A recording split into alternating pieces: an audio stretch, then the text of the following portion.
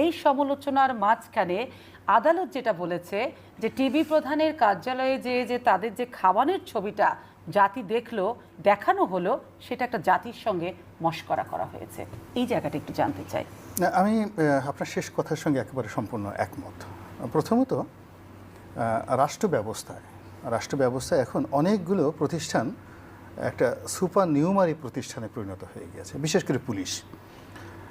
আমার দাদির ভাই ছিলেন পাকিস্তানের আইজি ইন 1953, 1953 সনে। আপনি জানেন যে পাকিস্তানের আইজির ডেজিগনেশন ছিল সিভিল সার্ভিসে একজন জয়েন্ট সেক্রেটারির সমপর্যায়ের। আর এখন আইজি সাহেবকে তুলতে তুলতে সিনিয়র সচিব বানিয়ে শুধু রাখা হয়নি, বেনজির সাহেবের মতো লোকজন যখন আইজি ছিলেন তিনি মনে করছেন যে স্বরাষ্ট্রমন্ত্রীর চাইতেও তিনি বড়। তো এই যে একটা মানে রাষ্ট্রের মধ্যে একটা ভিন্ন রাষ্ট্র তৈরি করা, সার্ভিসের মধ্যে একটা ভিন্ন সার্ভিস তৈরি করা এবং তাদের মধ্যে একটা উন্নাসিক ভাব, এটা পুলিশের মধ্যে চলে আসছে গণতন্ত্রের দুর্বলতায়।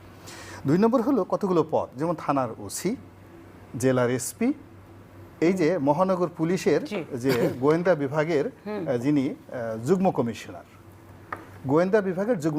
কিন্তু দেখেন সাইকোলজি কোন পর্যায়ে চলে আসছে, তাকে বলা হচ্ছে ডিবি হারুন, ডিবি প্রধান।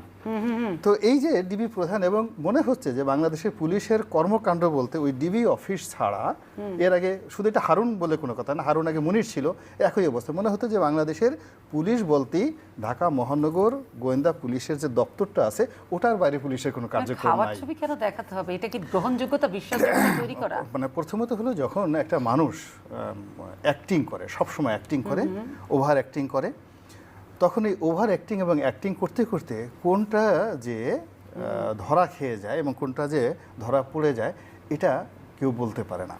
এখন ওই অফিসগুলোতে যা কিছু হচ্ছে, মানে পুলিশের শুধুমাত্র হারুনের যে অফিস তা নয়, আরও অনেক অফিসগুলোতে যা কিছু হচ্ছে, এইগুলো নিয়ে জনমনে অনেক প্রশ্ন আছে, অনেক ক্ষোভ আছে। এখানে জাস্টিস চৌধুরী আছেন, ওনার আইনের একটা খুব ভালো ভাষা আছে যে বিচার শুধু হলেই হবে না, বিচারটা এমনভাবে হতে হবে যেন বিচার হয়েছে লোকজনের মনে বিশ্বাস জন্ম নেয়, অর্থাৎ জাস্টিস বিলিভড হতে হবে।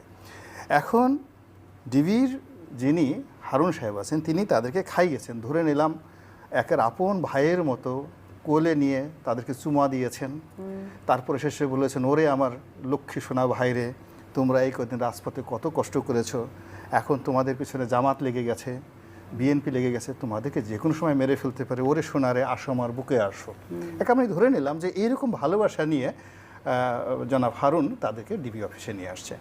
আনার পরে মহব্বতে, প্রেমে, ভালোবাসায় তিনি তাদেরকে চুমা দিয়েছেন, জড়িয়ে ধরেছেন, তাদের সুন্দরভাবে বসিয়েছেন। এরপরে ঢাকা শহরের সবচেয়ে সুন্দর মোরগ পোলাও, আহার এই ছেলেগুলো কতদিন যাবৎ খায় না, একটা টেনশনে আছে, তাদেরকে নিজ হাতে তিনি মোরগ পোলাও খাইয়ে দিয়েছেন, তাতে কোনো অনেস্টি নাই।